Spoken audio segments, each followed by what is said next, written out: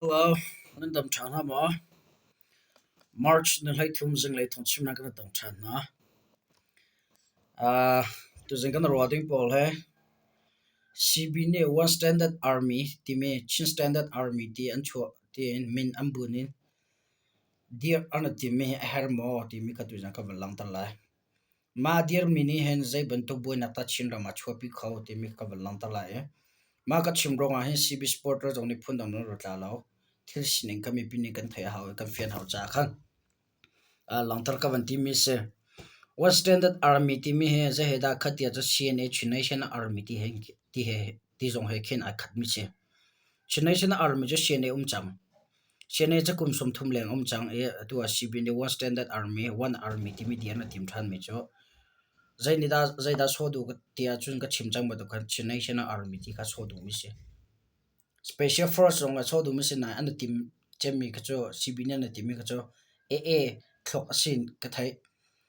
CNA chang ko mi CB ne one stand one army and one army and der vea cho CB le CC boy na se lo an kar laga boy na chok se team ka A ne team mi si team ka thai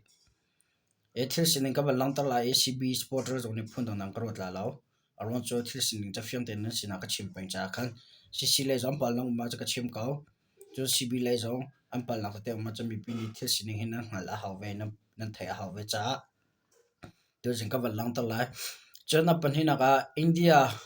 le Pakistan boy na konga Mizoram ni atur kho ding mi kong pu khe valvena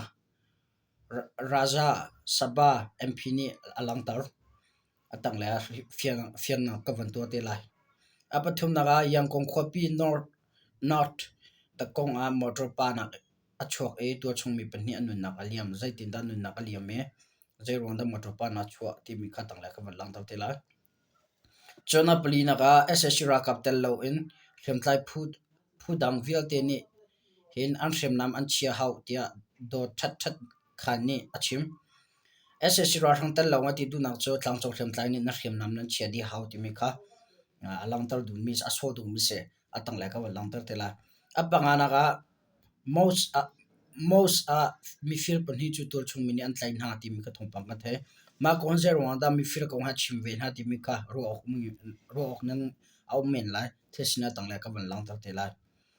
chon a parok na ga dong nak pako ko khopi a chin mi pakhat atlaw e ne hin tiang an kho ri law tia thong kan thai mi tlaw ko he pe tlan zero da mi pisna ka ban lang tar te chin mi asi cha khan ka lang tar mi se e atlaw na ka rong la pe tlai na nan thai so la chu pe tlai na khu kan da na to la ti mi ka tang la ka ban lang tar te la e tu jing ka kan roding mi point ruk se la e pakhat ka jaw than hala step by step in e ka chim ton ban tu gen ni fatin thong ka chim mi he CB foot nak atel law CC foot nak atel law chin mi pi kan dot na cha thil sining ten kalang tar mi se achana chanan du mi ka chim chan la achana chanan war law mi la nan du law mi nan supporter na tu sar na khoi pi line adik law mi te an to mi ka lang tar mi khoi pi line nan du law mi te tam pi lai zai se po a thong panga se thil do thena kal pi mi kan se zai po hen kan du ne akal khodi la lo cha khan angai je tu thai thiemu lo kan ra kam na se kan sport min ha ta chon CBN se CCN se am palak ma chumi pi ni zai da kan rem an her ma zon te kan rem na lo chon chin khlem tlai kan laga thi sen a chok kho mo ti mi te kho kan tu a ha thong chim jo han chim so ka cho ka tim lo hrifiana tua e hrifiana kan tu mi kami pi ni nan thai e thil sining ten nan kalpi e mi pi ni ra kap na sik an her nak uma chon nan sik na ding se bom an her nak an uma cho bom ding an se bom long bom in rem ok a mi thil kan rem pa lawa chon kan bom mi na kha ala ka sla e sola bangai ya lo ti mi kha tu zinga chim bi mai ti phun chim ka ban du e van pe chap du mi cho ne fatin lai hol ten zing jang lai zan chinram lai tlang aram hin aram thum nak kan chim peng lai hol ten thong pang thai nen du peng ve a chon kan YouTube channel ni subscribe to zero ada subscribe to kan fil na ti a chon chiu khan ni na YouTube a bi na chimi ve khalong kan ngai kho kam huti lo nang ka ti arwang subscribe นั่นตัวเราจะเสีย subscribe นั่นตัวอาจจะนำมันก็เอาที่เราทงปังก็ชิมิYouTube ก็เชียร์บักเอ็นฟอนน่าลุดไหล notification ข้าไว้ขัดเอ็นน้ำเม็ดไหลน้ำเมบักเอ็น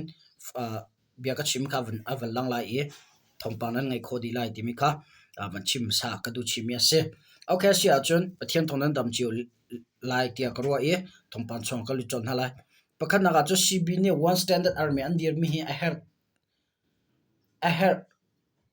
เฮโมที่มีข้าเสียเดี๋ยวนักจูbiahal nak mi pisna kan tua min ha se e biahal nak chong rifia na ka van to chila namazo le khomena rapi be tiang la chi standard army team le one army team he ni so du mu che phun thum rong za kho se phun kha cho chi national army he ke ai khat chon phun kha cho special force he ke ai khat chon a phun thum nak cho commando he ke ai khat special force mi ke atak ko chon thiam lai mi ta chuna ato chinra ma hrim lai phukun chio asian ak cdf dandang ni an u ampa bantuga an zaw mi se aron cha service songa saw change chulhante national army tin aradir changmian se asian e cho ngg lo jongna pompi mi se ramdang jongnem pompi mi se yan thaipi mi se chinram chunga national army tilamo chimyu hope ra kap chu cnfa longke mi phundang zone an thai mi le an hal mi se e chim ka vandung mi chu cna chang ka wa chun one army team hin chin brotherhood ni dear her than mo team ke ka bihal nak chak se ma he chin standard army ti an dir mi he e thlok ma se cb thlok tim cha ka thailo e tim tu nak ma se cb tim tu nak tim cha ka thailo asana en ke ka tuk na ga cha sla dia karwa around so civil an rak epet lai ka te akhan ni one standard army one army tin dirong ti mi kha ara fial na asna civil an la dulo atuan dia chim ka vandu mi cho alhanan dulo mi atu ajaron dan dir tia chon ni cb he ami khongai chong na tia karwa cb zone statement an chomi federal democracy ti chlawin democracy ti milong kalpian tim je heda lo tia je heda kata chun la tia jo si rakhan ni ke federal democracy an ra sar an tim la rakhan ram chunga democracy long sar na tim government chawza long sar na tim chawza uknak la hroinak en je pokal pe na tim ka chu me online uknak ha khat mi se chim ka vandu mu chami pile ni rai an ngai lo rakhan ram chunga mi pile ni be chim nak no le to nak no jai man ngai lo rakhan ram achang mi lang kalpi mi policy le democracy system kha chinrama rakhan manga to kalpian ati min karwa eka chimdu mi cha tu he thil achang mi cb le sisik karlaga boina chok se ti in boina he se boina chok se ti in rakhan army ne cb anto ason ha one standard army an dir tar mina se tin karwa chinrama cna changkau cna changkau mi cb chu daw thlenak longa atel mi gan sian ti tong ja standard army chu andir pakhana panhina cb chu revelation cha longa thila kalpi mi o ta chunaga revelation cha pentlang rem tlai phu kan si cdf an se cha cb chu kan sian te atua one standard army andir mi chu ta chunaga national army dir phun khir acha cha chinram chon national army panhing kan herla cna changkau cbj da to atim ve ti mi kase cb one standard army avan dir ve tatak ankal pia chun cc le cb ka laga boina kha chok khaw aron cho ram pakhata one standard army national army pani khola ram pakhalong kan ngai raka phun he khola kha mi pin nam fiang na dak mo zai cha ada cb ni one standard army an dir ve chinlan chawza ni cna anai changkau mi cb ni one standard army an dir ve chung one standard army an ti mi chin standard army ting khan minam bu ni chin standard army an tia chin ram chonga cb supporter le cb le atang mi chu pentlang porok long se pentlang porok mana khen falam penga khen za haw long se cho za haw tlang long chun matupia ke matupi break ke matupia ke phu nga ron ume phu nga chong phu kte long break ke wa long ke cbn se chumin da zonga ken tomte ato yomong te phoilong ke cbn se mara zonga MD mara long khen seve adam ka chos mara CDF mara supporter le CDF long te CDF mara le atang mi long ten se chon ati di ma ki van tong lo ti di ma ki PDF zawlan long ke CBN atel zada re che meol han herian ton te e a phudang PD ati di manu me CDF tong zang anu me chon CDF sin CDF sin anum ve hoi eti dim ma ke phuthum phulian me phuli phungan me phukhat ke zata re ke meol han han tang tri phukhat ke CBN se phuthum ke CC chilen council an se chon falama van zo se lo zangya ramanum kholngoram le zangya ram cho CC an se falam peng ho peng an rama kaw ngai chon ngon CDF an dir ve tu ke ngon CDF ke tu azai khoi ka dan phone la te karwa ka thailo nan CC la si thola te karwa aron chongon CDF e an CS ne bia chimle wakan CC policy adik ati cha CC lan tang thola te karwa e falam peng ke falam le falam peng kam to kala CNDF tomte CNDF longke CBN se CNDF tha jang le holngoram tha jang ai khat e chim ko bandu me jo chin standard army tian dir mi ke pentlang parok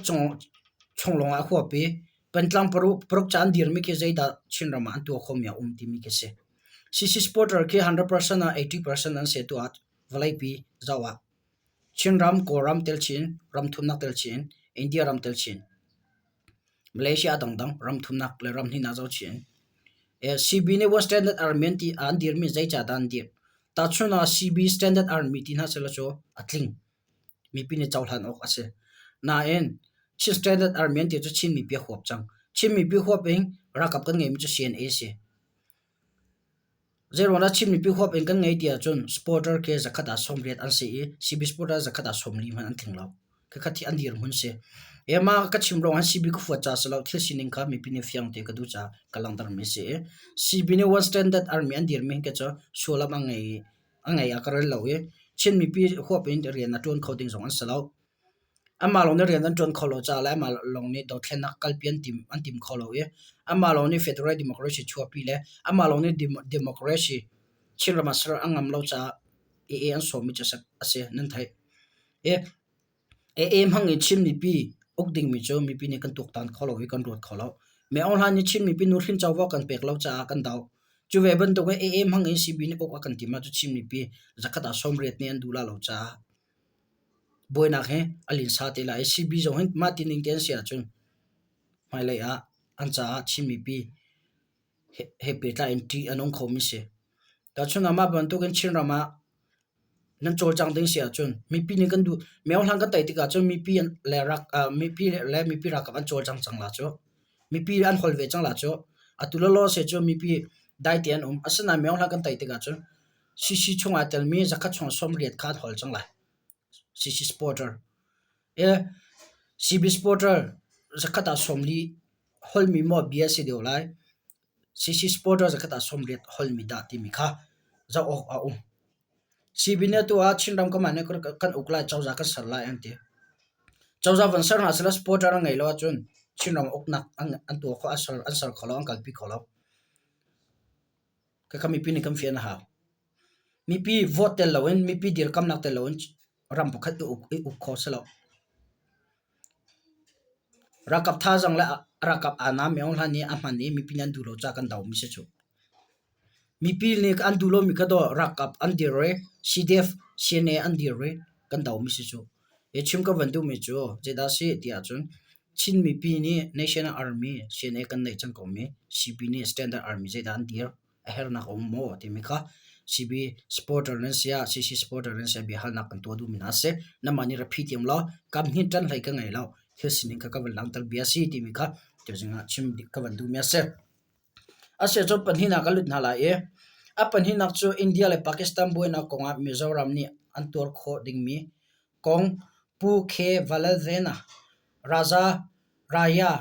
raya sabha MP ni alangtar raya sabha MP he kala se e thesina tangla ka mazau to ka wan lang ta to la India le Pakistan kar lak boina kan thai chiu Mizoram kho saktam pi ni idaw tatak tuan ha i dawnak ta tua i dawnak ta tak tua na se tia an chim atam ngai tia Mizoram ni atur coding mi happy tla in pu khe valavena Raya Sabha MP ni acham haya biang rep club hlekhat alangtar pu valavena Raja Sabha MP ni chu India la Pakistan hi tharum chua in idau na se kanin north east i hinchu bom chile drone miapi ni akan phan khomen akan phan lo khomen ama bel himpol hinchu kan thai a her tia alangtar Mizoram se atu Mizoram district le Mizoram manma hinchon atu MP pu valavena Raja Sabha nya chimne hinchon miapi se chon chonglai bom thlaknak ni chu akan den lo khomi mi se akan phan lo khomi mi ase timi khalangtar e ka zon te hin Mizoram chimni pi razam kalong re thaitu ok chu asalau chonglai ka do na ko hi pe tlan chu na in zaida kan ra ring a hau timi ka zon he aval langtar me me alangtar ne ka van re ka van langtar ve to lai pakhana ka aval langtar mi chu fachang kan har salai Pakistan ram ri pong Punjab le Haryana fachang kan ai ti hi ngal masa na usi chun Uttar Pradesh lai jong anhur so lai cha fachang kan har salai Mizoram ni urbanization kan kalpi ngai cha district capital hai khat Mizoram mizapi naktam khwa kan sa fachang in achomi kan sinha lo khote khosa ni amma pochom khin fachang ange chuwel chu zai fachang da nen ai lai pakhana panhina ga oil cha chiti lekes har sa lai liar thai tel lo in khosa kan thiam ti lo Mizoram ma petrol da si dor khat man kan chua lo copy long slo khote tiang ro chun nak case kan hang copy hoi chun mai hol le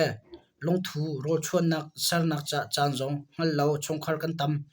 liar thai adir so lai aiding call in copy kan chok tak thoma lai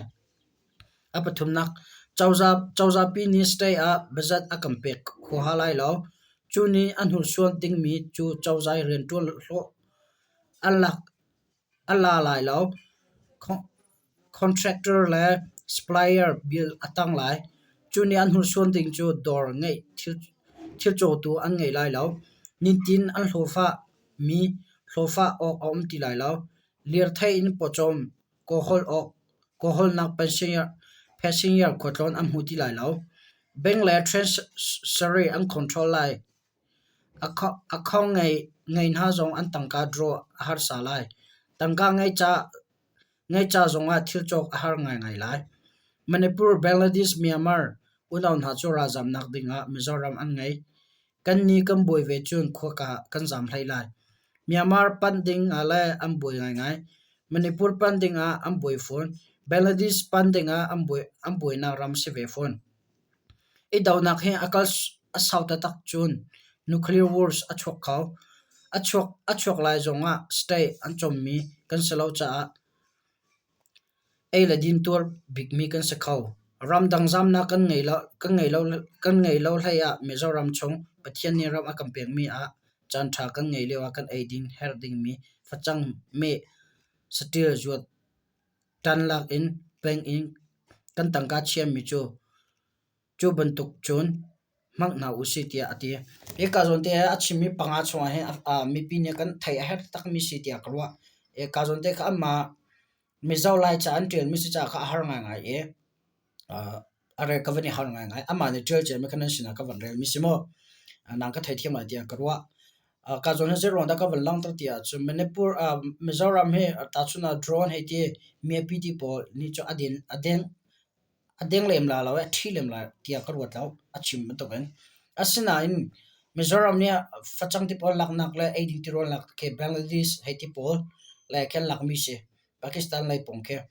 lai kalan lak cha ken mi pi cha har na chok kho Mizoram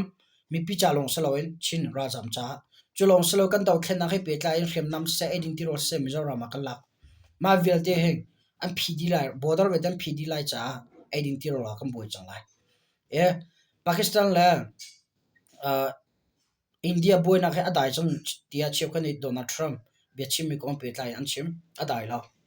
naya Donald Trump ni India la Pakistan dai dinga order a chua e kamning kala dai na ka sar chang atina in a Facebook timeline sa Donald Trump ne tia azana nazi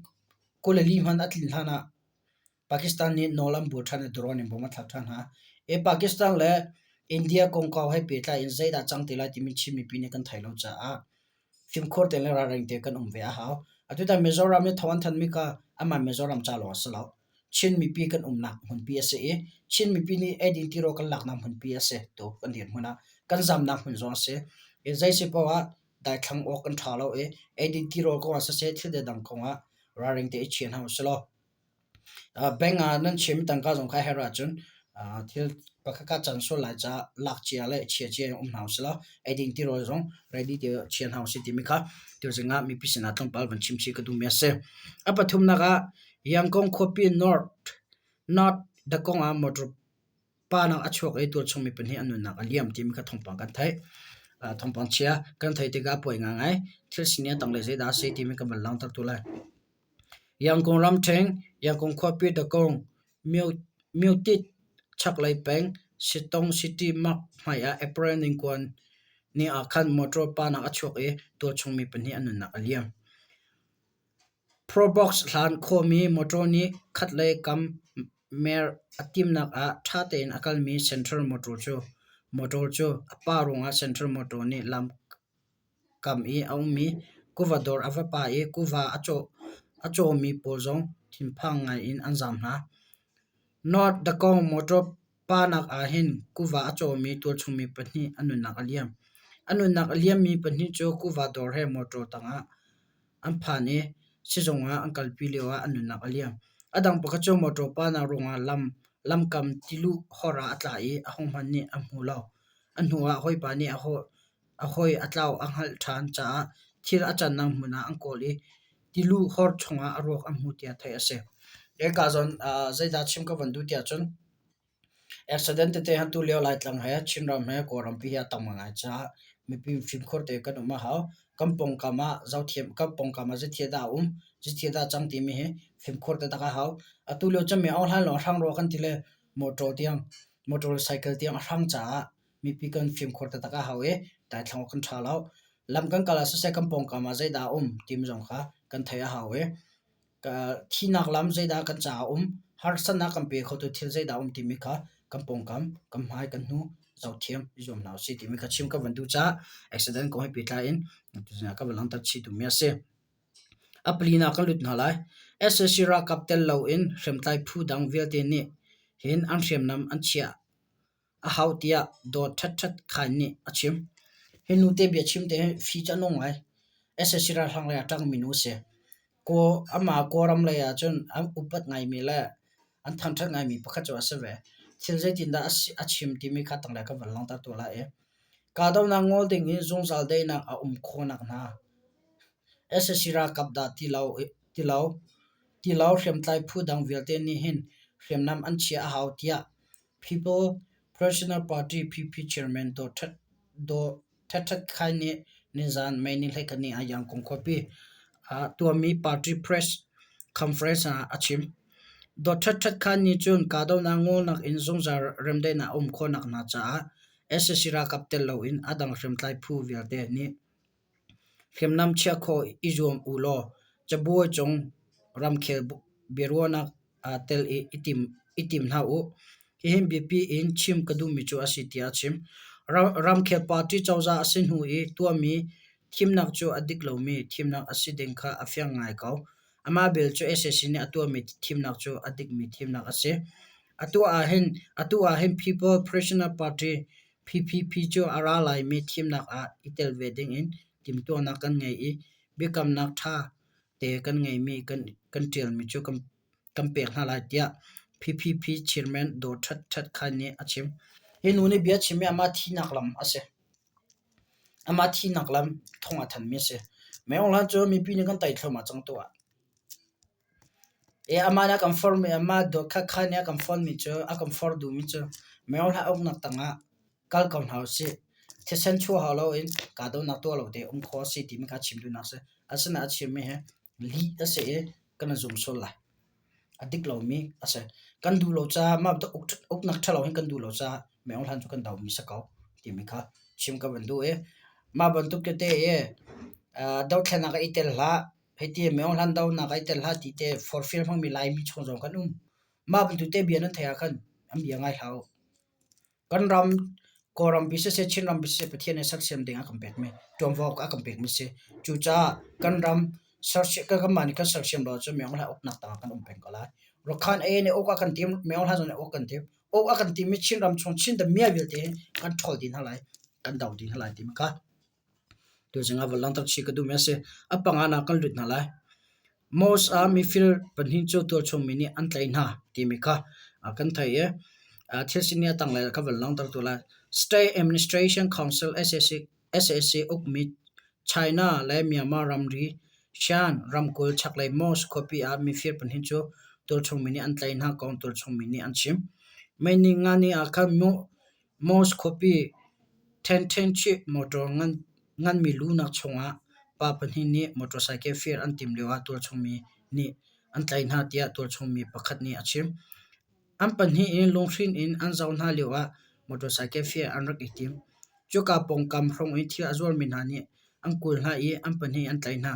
an panhi in faktuk lo in am vuk na atu chu palek sakhan an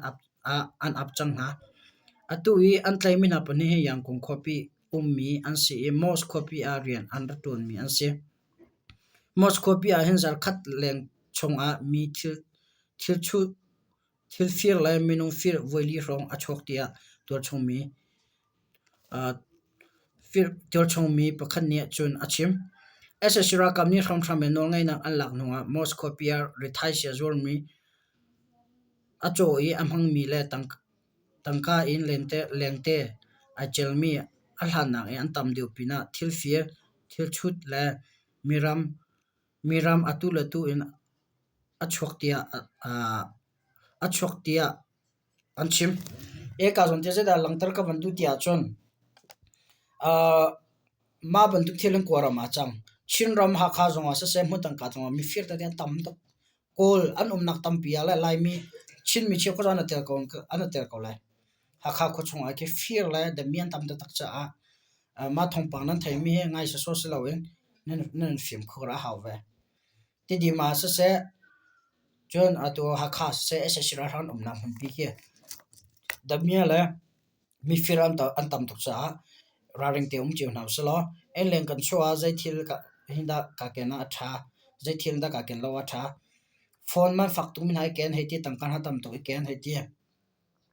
John nan honga suthi I oi heti na ton heti aman fak mi thi por ka cho iliam na chozo iken la veikha iraring lo motor ti por zong in chunga zana chiao cycle ti por zong in chuan chiao thada cha che diom ti mekha somchi ko vene dun ha thong kan than mina he mi pi cha chan he mi pi ni ton ven ha se film khor te na se ti ka du cha map tu thong ka ban chim me se asia chon aparok na ka lut na la do na pako ko copy a chin mi pakhat atlaw in ni hin tiang an mu khori law chin mi atlaw ti mi thong thai chong ngai chiang ngai se thil sin nen ka van lang ta tu la me wei ram them pako ko copy a ni zan me ni lai khat zan simlam pasari tu wa khan chin mi pakhat cho an a na in thil chok ding a chok e ni hin tiang in an hlam ti law kong la a kong lam a thai kho law kong chung khat nei niam na senin thai ase atlaw mi chimpa he matu pi khopi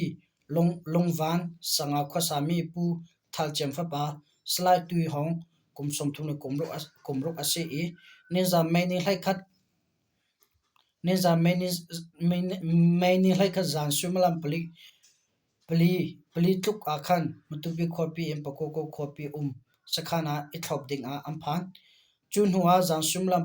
pasari tuk a thil chok ding in lenga achok e ni hin tiang in alham ti law chu cha ama amu mi le akong lam thai mi nan uma chuan nan pe tlai nak lai kan ni nol na tia da matu pi times ni along tar atang lai pe tlai nak nan hu so la chuan a phone number 0942 351 3278 0942 513 akem pe tlai nak to ko asi ti mi kha tu jan chim chi ka bandu e ma bantu wen atlang mi chomkhar nan tur now the channel information youtube channel zone ne nan ngai chena kon rom pina pathina raw lana pe tlai khona an to pek hala tia ka zum ka e tu jakan ro comment chama bek se lo ka chim ton bantu wen lai hola chambaw na tampi ka ngai lai charo chambaw na tampi ka ngai mi dang batu ka na lawi ko hol kholo cha khan nama tu na ngai pe je tu ra ka them pe gong lo ti mi ka nol chi du na e cb kong se cc kong se thong ka chimi kon pe la phone na pa khama ta law mi pi ni thai her mi la rem her mi thil te ka lang tar ton mi si ti mi kha tu ja ma chim ka du me se atu tiang kan youtube channel tha jang ka pe tu ne di lak cholo ma tam pe ka ngai atang re mi zon an tha jang pe na kan her ka ti mi kha som chi chim chi ka ban do sa sa tu chun thong pa ka mi za lai to update to kho to ko zom than te la bless you all